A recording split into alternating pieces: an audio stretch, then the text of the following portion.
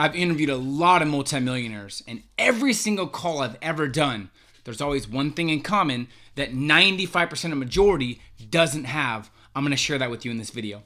I'm also going to talk about the 5 biggest breakthroughs that I've personally taken from interviewing all of these millionaires. Remember, if you want to be a millionaire, talk to billionaires. You'll get there quicker. And this for sure will cut your learning curve in half.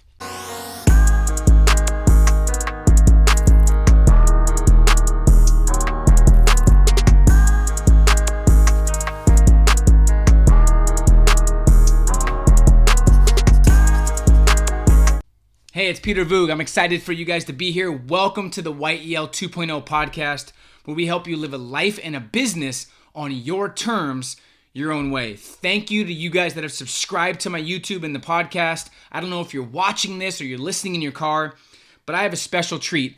This is off the cuff. I was so inspired. We just got done with our call with the Academy with Bedros Keuilian, and we've had some amazing guest speakers the last couple months. Bedros, we've had Ed Milet, we've had Ryan Blair, we've had David Goggins, we've had Grant Cardone, and there's always a common theme. And every single time I get off the phone, this is my thought process.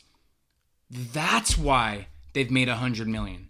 It makes sense why they're at the top 1%.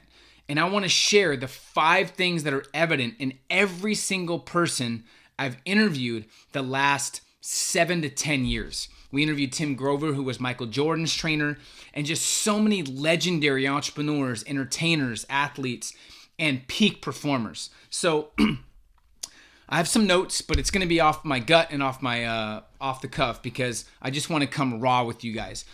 First thing that's evident in every single speaker we've ever had is they have some type of pain, some type of trial and tribulation from their past that they use as motivation and they flip. They don't use it as a victim. They don't use it as a crutch. They use it as a motivation to turn their adversity into their advantage. Every single speaker took a disadvantage they had, a bad childhood, coming over to the US with $200 from Armenia or whatever, and they used it as an advantage. And they turn their pain into purpose and passion. Every single speaker that I've had that is at the minimum 10 million mark a year, most are over 100 million, they have some type of reason, and such strong reasons that they're never going to get complacent. And anytime they find themselves getting complacent, they put another challenge in front of them that scares them and they take action on that. Or they go to their past and think about a pain point and they use that as motivation because they never want to go back to that point. So here's my challenge. If you haven't gone through enough, if you don't have enough hunger, or you're feeling at all complacent, you haven't gone through enough pain. There's pain that hurts and there's pain that alters. And you're never going to experience life at its full potential if you don't go through pain that alters. And these people have all gone through pain that altered their state and altered their life trajectory, okay? A lot of people that grow up and they have easy childhoods, everything's given to them, they have no challenges, they usually lack hunger. Good luck finding any hunger in someone that's had everything given to them. If you're that person, if you don't have the hunger, challenge yourself. Go through more challenging times. Push yourself past your limits. But that's a commonality. They have pain that they've turned into purpose and passion. Number 1. Number 2, they just have higher standards and expectations they've set for themselves. Their identity is different than how they grew up. Their identity is different, and it's not shaped by teachers, by environment, by surroundings, by their parents, by other people. It's shaped by what they want and where they want to go. So life is going to organize around the standards you set for yourself, and you're going to get what you tolerate. If you want better success, raise your standards in that area. You're going to get exactly what you expect you're worthy of and expect your worth. For example, if you tolerate being disrespected, you'll always be disrespected. If you tolerate making 6 figures and barely getting by, obviously if you live in California, you don't have a lot of money left over. If you tolerate making 6 figures, you always make it. If you tolerate being broke, you'll always be broke. If you tolerate being tired and lazy all the time, you will always be tired and lazy. If you tolerate bad people or negative influences around you, you'll always have bad energy around you. So these people just have higher expectations. I asked Bedros, what's the number one reason you've seen people at six figures never get to seven and stay at six their whole life? He said two things. Lower standards, they don't expect a lot from themselves, and low risk, they don't want to take risks. If you want to get to seven figures, you have to have higher expectations of yourself and higher standards of what you expect from yourself, and you have to be able to take higher risks, right? Everyone has a thermometer, and based on where the thermometer is how their current reality is shaped. So here's an example, your workout thermometer. If you're feeling unhealthy and you don't feel like you're in shape, how low do you have to get before you work out? For me, my fitness thermometer has been so high the last couple years that if I don't work out 5 days a week and I travel and I don't work out 3 days, I'm itching, I'm freaking out. I need to get to the gym. Not at all because I want to look fit and I'm a meathead. It's because my health is my number one priority, right? There's a certain income thermometer. Where does your income have to get to for you to level up and step up? Is it 500K? Is it $1 million? Is it 10 million? Is it 60,000? Their thermometer is extremely high because of their expectations of themselves. That's number two. So what are your standards and expectations that you expect you're worthy of and expect to actually succeed or expect to actually create? 3, this is a big one. Area of genius. They're very, very big on focusing on their strengths, okay? Bedros did not even know how to log into Google Hangouts, right? David Goggins did not know how to log into Google Hangouts, right? Their team did it for them.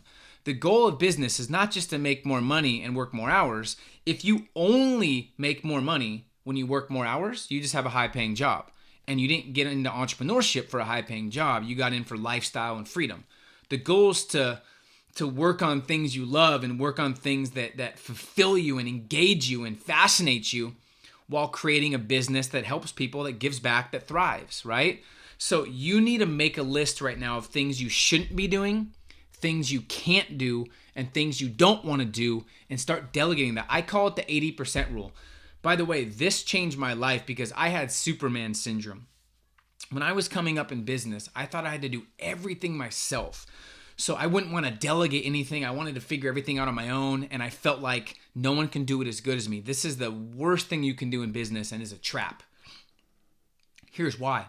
When you start doing things you aren't good at or you don't like doing, you're going to resent the things that you used to love doing and will no longer want to do those. Then your business is in massive, massive struggle and frustration, right?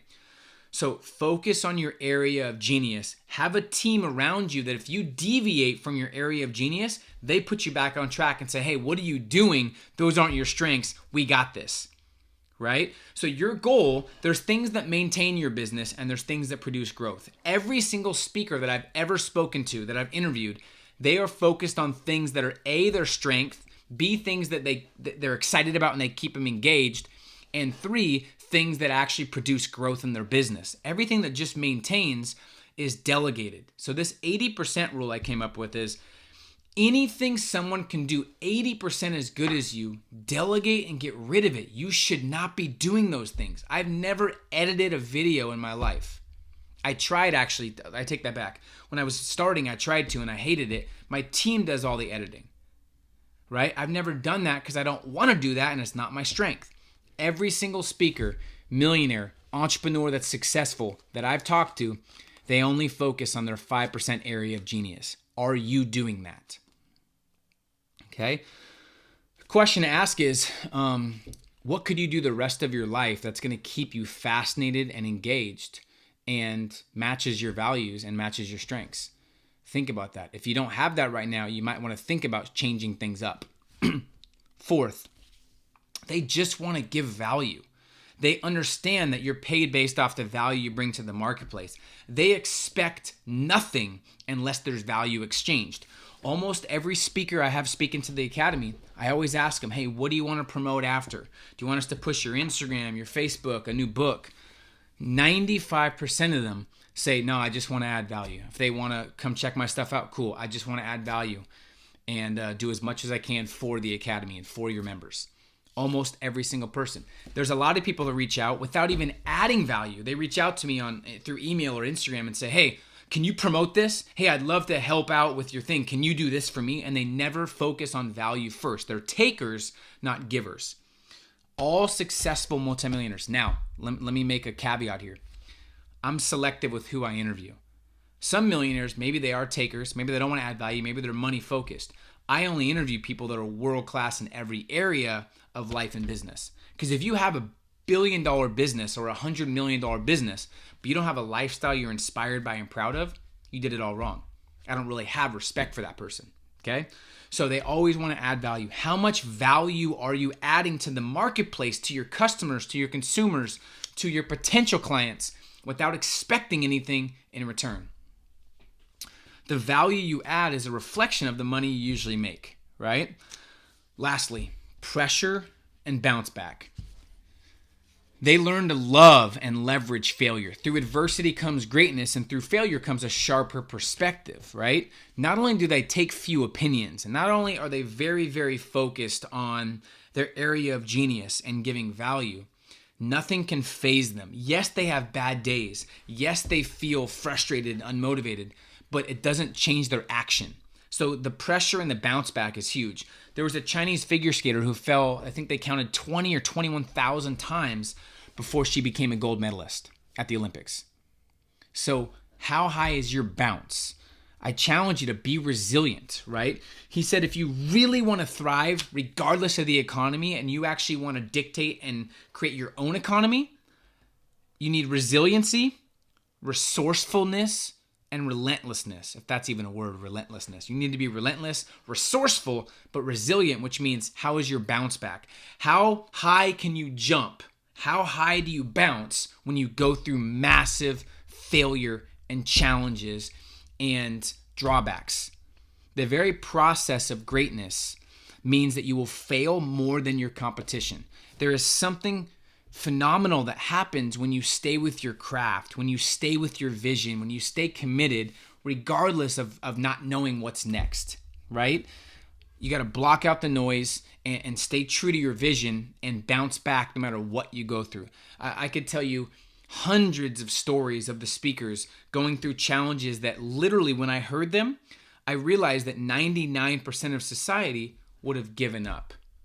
Right? Just a simple one. He had a Facebook campaign, one of our speakers, and Facebook shut his account down and literally blocked him and like wouldn't let him post 5 times, I think, and he still came back with another marketing campaign. And these are not unethical marketing campaigns. Facebook just has a specific algorithm. But how many of you guys would come back and still want to do Facebook ads for your business if you got blocked and shut down 5 times? Some speakers got denied 20, 30, 40 times by banks before they actually got a loan for their business, right? So how far can you bounce back when you go through challenges? That's a huge key. And under pressure and bounce back, they're obsessed, right? I think the number one thing is obsession. They're obsessed with solving a big problem in their industry. The problem solving and the obsession of fixing a void in their industry and something rubbing them the wrong way and busting the myths of their industry and becoming obsessed with the problem. Elon Musk, Michael Jordan, Tony Robbins, Steve Jobs, Ryan Blair, Ed Milet, LeBron James. These people are obsessed with what they do. If you're not obsessed with what you do, find something to obsess about. Obsession is bad in terms of society's view because they don't want to be obsessed with anything and they feel like it's abnormal to be a genius or to be amazing because they can't relate. We're not talking about mediocrity here. We're talking about greatness. So if you want to get to the next level, you have to be obsessed with solving problems that are related to an industry that also maximizes your strengths and passion. So that's all I got. And another thing too, before I leave, by the way, let me know your comments. What is something that you have learned from a millionaire? What is something that stands out to you about all people you study, millionaires, different people in different industries that are reaching greatness? What's something that you notice that all successful people do? Leave your comment below. Please hit the like button as well. Like it up if you get value in this content. My number one focus always is to bring you as much tactical, relevant value as possible. So once again, Thanks for subscribing. Means the world to me. Stay in your own world. Don't go into or mold into the worlds of society. Just because it's 5 o'clock doesn't mean you have to stop working. Just because it's Saturday doesn't mean you have to take the time off. Just create your own reality based on what you want and based on what's most important to you. That's my challenge. Let me know below what your biggest takeaway was and anything that stands out to you in terms of what millionaires do different than society. I'd love to engage with you and check out your comments. But thanks again. Appreciate you. We'll talk soon.